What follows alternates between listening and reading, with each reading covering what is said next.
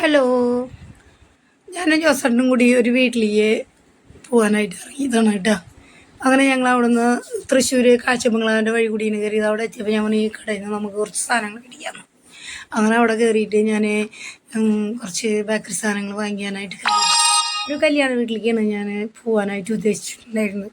വീട് അത് നെല്ലങ്കര ഭാഗത്തുള്ളൊരു വീടാണ് കേട്ടോ. നെല്ലങ്കര അങ്ങനെ ഇറങ്ങിയപ്പോൾ റോഡാനി വഴിയിലേക്ക് തിരിയുന്നതിൻ്റെയാണ് ആ വീട് നിൽക്കുന്നത്. അപ്പോൾ ഞാൻ അവിടെ കുറച്ച് സാധനങ്ങളൊക്കെ വാങ്ങിച്ചു. അപ്പോൾ അവിടെ കയറി കഴിഞ്ഞപ്പോൾ അവിടെ 3-4 പിള്ളേരുണ്ട്, ആൺകുട്ടികൾ. അവർക്ക് യൂണിഫോമൊക്കെ ഉണ്ട്. നല്ലൊരു സൂപ്പർ മാർക്കറ്റായിരുന്നു അത്. എല്ലാ സൈസ് പലഹാരങ്ങളും ഭംഗിയായിട്ട് നമുക്ക് തിരഞ്ഞ് സെലക്ട് ചെയ്തെടുക്കാവുന്നതാണ്. അവരോട് ചോദിക്കേണ്ട ആവശ്യമില്ല. ഇതെടുത്തോന്ന് നമുക്ക് പറഞ്ഞിട്ട് ഭംഗിയായിട്ട് അതിന് എടുക്കാൻ പറ്റി. ഞാൻ ആ ബേക്കറി കണ്ടുപിടിക്കിട്ട് കുറേ കാലങ്ങളായി. പക്ഷേ അതിൽ കയറാനായിട്ട് ഇതുവരെ എനിക്ക് സാധിച്ചിട്ടില്ല. അപ്പോൾ ഞാൻ ജോസേട്ടനോട് പറഞ്ഞു നമുക്ക് ഈ ബേക്കറിയിലൊന്ന് കയറി നോക്കാമെന്ന് പറഞ്ഞു. അങ്ങനെ ഞാൻ അവിടെ കയറിയതാണ്. അപ്പോൾ ആ കുട്ടികളൊക്കെ നല്ല ഭംഗിയിൽ ഡീൽ ചെയ്ത് തന്നു. സംഭവങ്ങളൊക്കെ നല്ല ബേക്കറിയാണ്.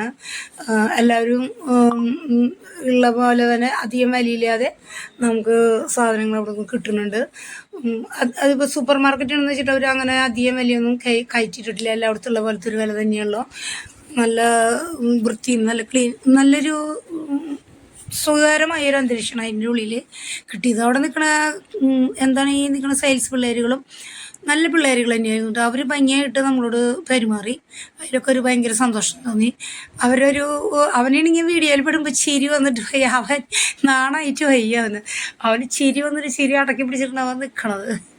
അങ്ങനെ ഞാൻ അവിടുന്ന് പോന്ന് കുറച്ച് ബില്ലടിക്കാനും എന്ന് പറഞ്ഞു. ബില്ലടിക്കണോടത്തി. അപ്പോൾ ബില്ലടിക്കുന്ന കുട്ടീനെ ഫോൺ പിടിച്ച് തരണത്, എനിക്ക് വീഡിയോ പിടിച്ച് തരുന്നത്. അപ്പോൾ അവൻ പറഞ്ഞു നിങ്ങൾ എന്നെ പിടുത്തെന്ന് പറഞ്ഞിട്ട് അവൻ ഫോൺ വേറെ കുട്ടീൻ്റെ കയ്യിൽ കൊടുത്ത് അങ്ങനെ അവനും ഇതേ പെട്ടു. അപ്പോൾ കുട്ടികൾക്കൊക്കെ ഒരു സന്തോഷമായി. അങ്ങനെ ഞങ്ങൾ അവിടെ നിന്ന് ഇറങ്ങിയിട്ട് അവിടെ നിന്ന് ഞങ്ങൾ പോരുന്നത് പുത്തമിട്ട് വഴി, നെല്ലങ്കരയ്ക്ക് ഇറങ്ങണ ഒരു വഴിയുണ്ട്, പുത്തമിട്ട് വഴി. പണ്ട് കാലത്ത് ഈ പുത്തമിട്ട് വഴി എന്ന് പറഞ്ഞു കഴിഞ്ഞാൽ ആകെ കാട് പിടിച്ച് അതിൻ്റെ ഉള്ളിൽ കൂടെ ആൾ സഞ്ചാരമില്ലാതെ കിടന്ന വഴിയാണ് കണ്ട. ഇപ്പോൾ ഈ വഴിയിലൊരു അന്തരീക്ഷമാണ് നിങ്ങൾ ഈ കാണുന്നത്. വിസ്താരമായി വണ്ടികൾ,